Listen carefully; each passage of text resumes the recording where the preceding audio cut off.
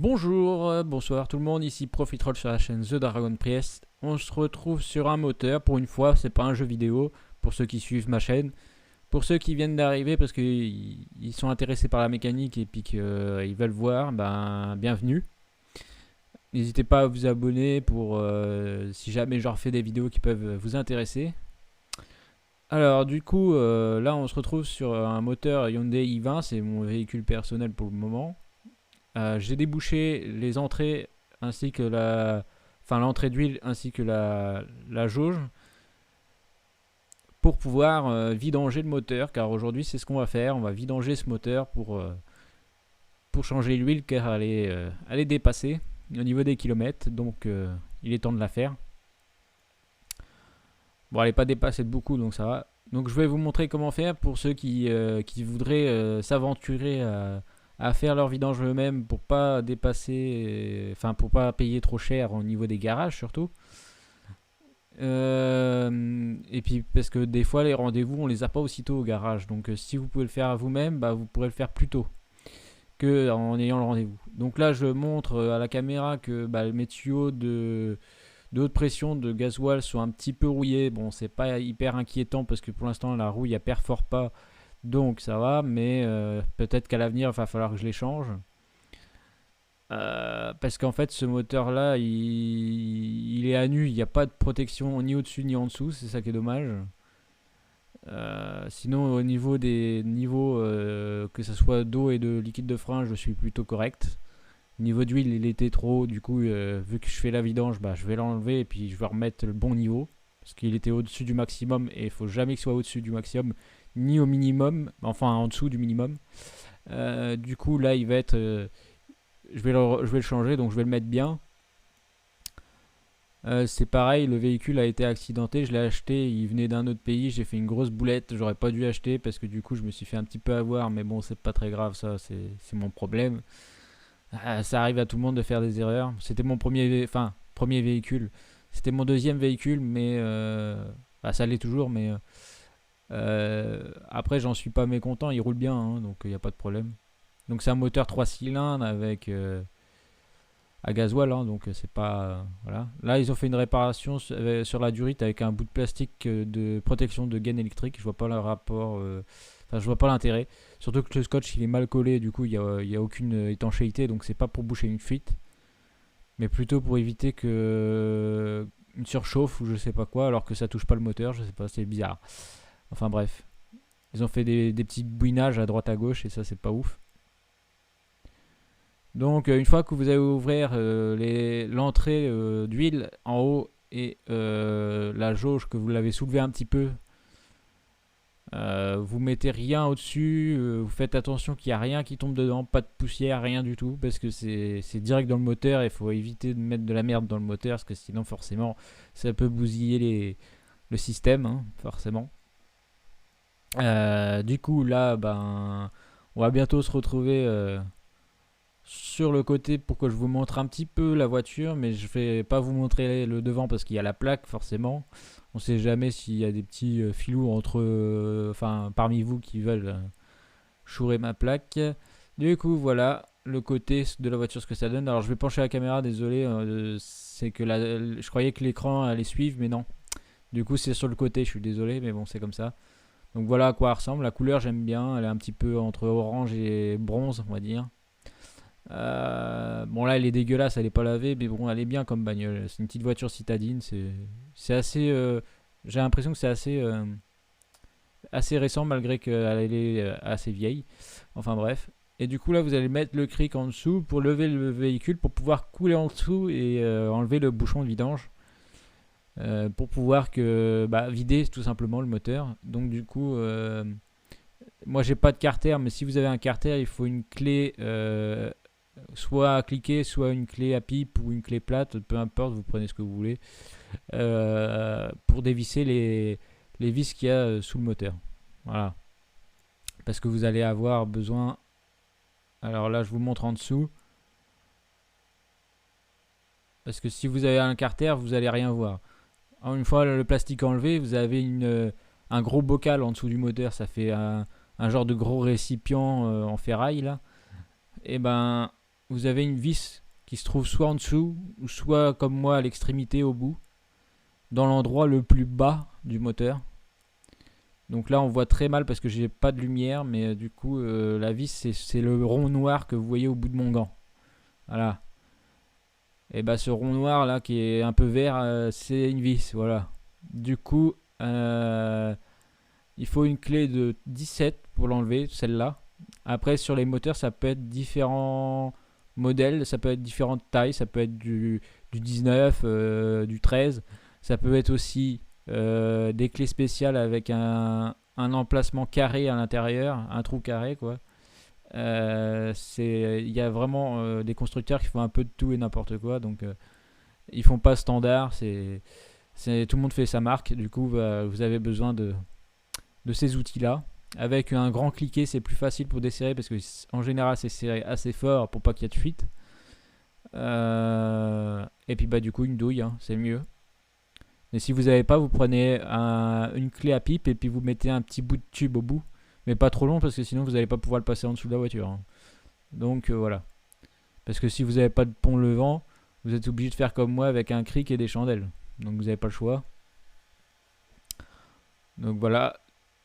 Pour la vis, voilà. Après derrière il y a un petit joint en cuivre. Là on le voit pas. Mais le joint en cuivre c'est pareil. Vous allez en avoir besoin pour le changer. Ça coûte 80 centimes. Donc là je vous montre la vis que j'ai enlevée. Donc elle est là. Et là c'est la rondelle qui était dessus. C'est une rondelle en ferraille. C'est pas du tout ça qu'il faut. C'est une rondelle en cuivre à la base. Et du coup ils ont mis du filament de cuivre pour l'étanchéité. C'est ni fait ni à faire. Mais bon. C'est comme ça. Du coup, on va devoir redescendre la voiture. Ah, la vidéo a un petit peu bugué. On va devoir redescendre la voiture. Hop là. Alors à une main, j'y arrive pas parce que j'ai le téléphone dans la main et puis la barre dans l'autre, c'est pas évident. Du coup, je vais le poser et puis je vous reprends tout de suite. Voilà. J'ai réussi à la descendre.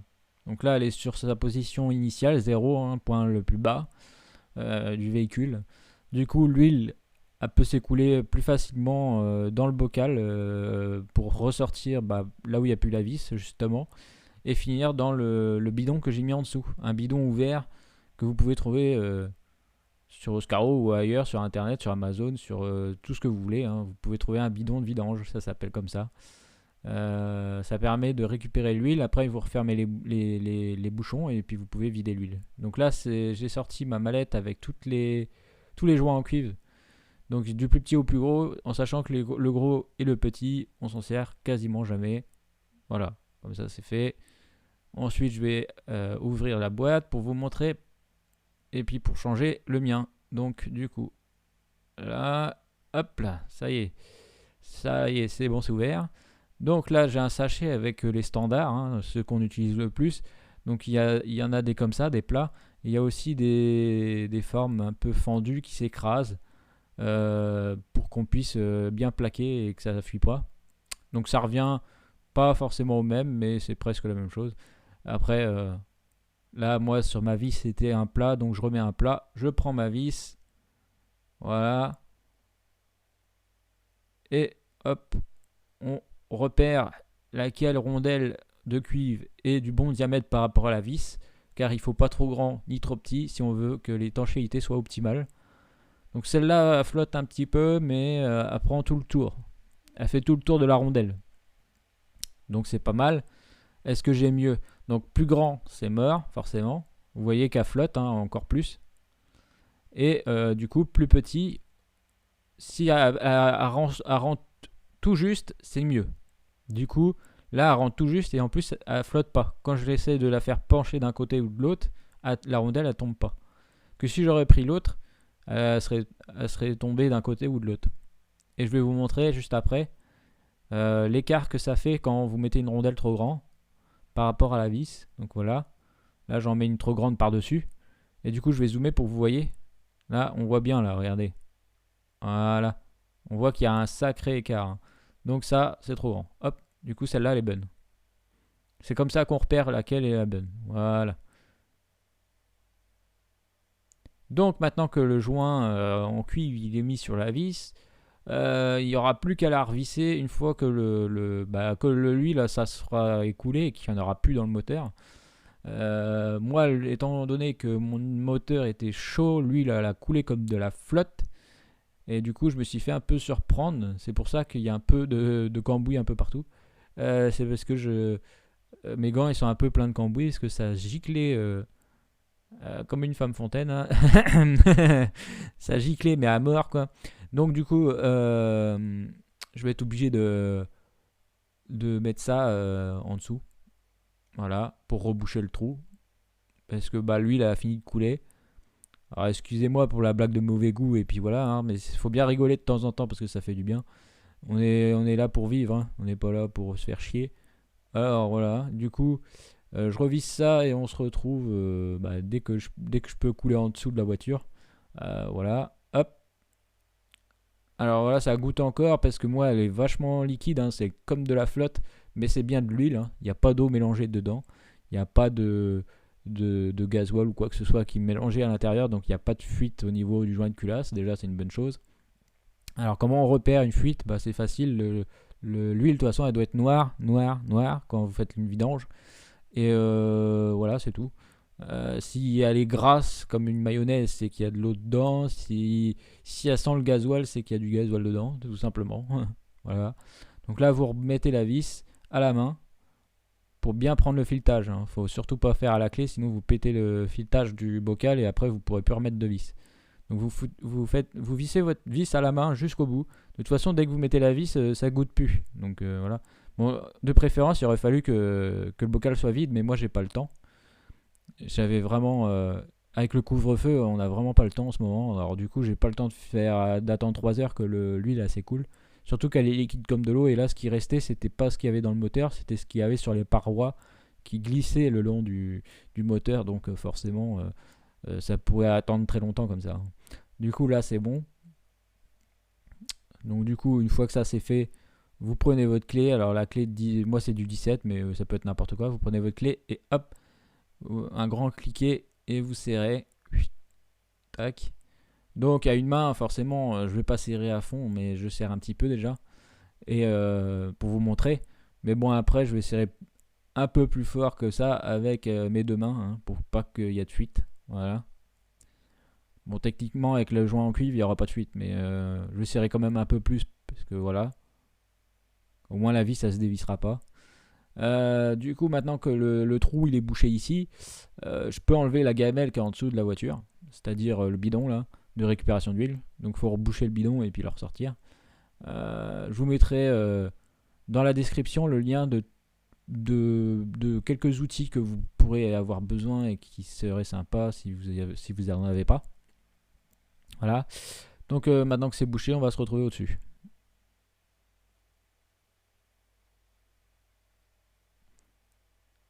Alors là, on se retrouve sur une vidéo Oscaro parce que j'avais pas pu filmer euh, cet endroit-là. Donc hop. Alors moi, il est au-dessus, il est pas sur le côté. Mais bon, ça revient au même, hein. C'est la même douille, c'est une douille de 27. Vous mettez un cliquet et vous desserrez au cliquet un petit peu et vous finirez à la main, hein. Parce que faut pas faire tout au cliquet parce qu'au bout d'un moment, vous risquez de péter ce qu'il y a dedans, hein. Et même le bocal d'ailleurs. Lui, il fait tout au cliquet, mais moi, je pense qu'il est mieux de faire à la main à la fin. Si vous pouvez. C'est pas toujours évident, mais voilà, comme ça à la main. Donc mettez bien un bocal en dessous parce que quand vous allez l'enlever, ça a tendance à couler. Mettez même un chiffon pour pas beurrer toutes vos durites et tout. Et vous le sortez, voilà. Et ensuite, vous comparez, vous nettoyez l'intérieur si vous avez de l'essence ou quelque chose comme ça, mais il faut surtout pas prendre de chiffon. Il faut pas laisser l'essence dedans, il faut attendre que ça évapore. Mais le mieux, c'est de le laisser comme il est. Et là, vous nettoyez ça. Alors, apparemment, ils font ça avec du nettoyant frein. Bon, vous pouvez prendre, comme je vous ai dit, de l'essence. Ça fait aussi bien le travail, hein. Après, il faut juste attendre que ça s'évapore, hein. Il faut que ça soit un truc qui est. Ou même de l'alcool de nettoyage, hein. Un truc qui s'évapore, quoi, tout simplement. Et surtout pas mettre de chiffon dedans, parce que ça fout de la merde. Vous enlevez l'ancien joint d'étanchéité du bocal, là, de ce qu'il y a au-dessus. Voilà. Normalement, il faut vous changer le filtre, donc le joint qui est au bout, vous le changez en même temps. Mais là, sur celui, enfin voilà, il n'y a pas besoin sur celui-là. Du coup, là, vous remettez le joint neuf. Alors, pour aider, vous pouvez mettre de l'huile avant sur le joint, pour aider à ce qu'il glisse bien jusqu'à son emplacement. Sinon, vous le faites à sec, mais vous faites très attention de ne pas le casser, parce que c'est fragile. Et après, vous le placez correctement dans sa gorge. Parce qu'au départ, vous allez le monter jusqu'en haut, et après, vous le mettez bien dans sa gorge. Voilà, il doit être comme ça, un petit peu incliné. Ensuite, vous prenez un peu d'huile et vous huilez absolument votre joint tout neuf pour pas que les frottements l'arrachent, parce que ça arrive, hein. Et du coup après il est plus étanche. Donc il faut absolument le lubrifier à l'huile, parce que c'est un filtre à huile. Voilà. Ça aurait été un filtre à gasoil, vous mettez du gasoil dessus, parce que le gasoil c'est gras. Du coup là, vous faites attention aux gorges, de bien mettre les détrompeurs dans les gorges et pour l'emboîter, parce que le filtre il a un sens sur celui-là. Sur mon véhicule c'est pareil, sauf que moi le truc que vous voyez il n'est pas sur le côté du moteur, il est au dessus. Du coup je peux le faire après avoir fait la vidange du moteur, quoi. C'est pas non plus mieux, parce que du coup vous mettez de l'huile sale sur l'huile propre, mais bon, si vous n'avez pas le choix, bon, c'est toujours mieux que de rien faire. Donc là vous resserrez la cloche à la main, hein. Surtout pas avec la clé au départ, sinon vous pétez le plastique. Et en plus vous risquez d'abîmer le joint après. Et pour finir, vous serrez à la clé, mais vous serrez pas fort. 25 Nm, c'est la puissance d'une main sur une clé. Donc vous voyez, il prend la clé, là il serre fort, mais normalement il faut pas serrer très très fort. Il faut serrer un peu, oui, mais il faut pas le serrer très fort. Donc là il replace les trucs, mais ça on s'en fout. Il replace les plastiques, mais ça moi j'en ai pas sur la mienne, parce que moi il est pas à cet endroit là, donc voilà. C'était sur une Peugeot 308 ça, donc ça n'a rien à voir avec mon véhicule, hein. Je vous dis tout de suite. Bah là on se retrouve sur ma voiture.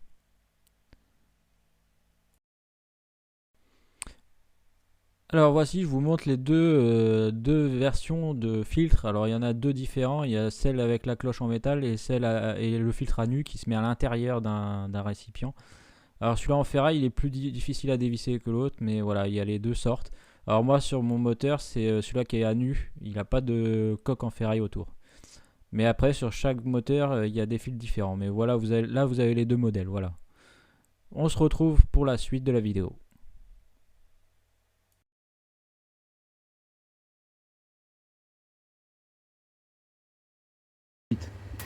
Donc nous voici au-dessus pour le remplissage. Donc j'ai mis un entonnoir. Alors de préférence il aurait fallu qu'il soit propre, mais là l'huile de vidange que vous voyez qui est dedans, elle est sec, hein. On voit bien la vidéo, elle est sec de chez sec. Donc il n'y a pas de moyen que l'huile de vidange elle tombe dedans. Par contre il faut surtout qu'il n'y a pas de poussière. Rien. Parce qu'il ne faut pas qu'il y ait de merde qui aille dans le moteur directement. Donc pour l'huile, moi j'ai pris de la Shell. Je trouve qu'elle est bien, la Shell Helix Ultra. Après, chacun prend ce qu'il veut. Vous pouvez prendre le premier prix, ça fait aussi bien l'affaire, hein. C'est juste que pour les moteurs diesel et essence, il fait les deux. Et en plus, Shell, je trouve que c'est une bonne qualité dans le sens que ça lubrifie bien au niveau des systèmes de piston et tout ça. Donc moi j'aime bien cela. Après c'est une préférence, hein. Chacun prend ce qu'il veut, la marque on s'en fout. Ce qu'il faut regarder c'est surtout ici. Hop là, le bidon il allait tomber, excusez-moi. C'est cette dénomination là au-dessus là. Le 5W30. Pour les moteurs, chaque moteur a sa renommée, hein, a son signe. C'est la fluidité. Alors moi sur ce Hyundai i20 c'est 5W30 parce que c'est hyper liquide. Mais ça peut être de la 1530, etc., etc. Alors là pour l'instant, pour ce moteur là c'est ça. Après il y a d'autres voitures avec des huiles un peu plus épaisses. Donc voilà pour l'huile. Donc j'ai pris un bidon de 5 litres en espérant que ça le fait, parce que sur internet ils m'ont dit qu'il fallait 5 litres 5 avec le filtre à huile et 5 litres sans filtre à huile. Donc j'ai un bidon de 5 litres, donc j'espère que ça va le faire. Normalement oui, parce que je pense que dans ce moteur là, Limite 3 à 4 litres, ça devrait suffire, mais bon. Donc je remplis, ce que je peux pas faire à une main.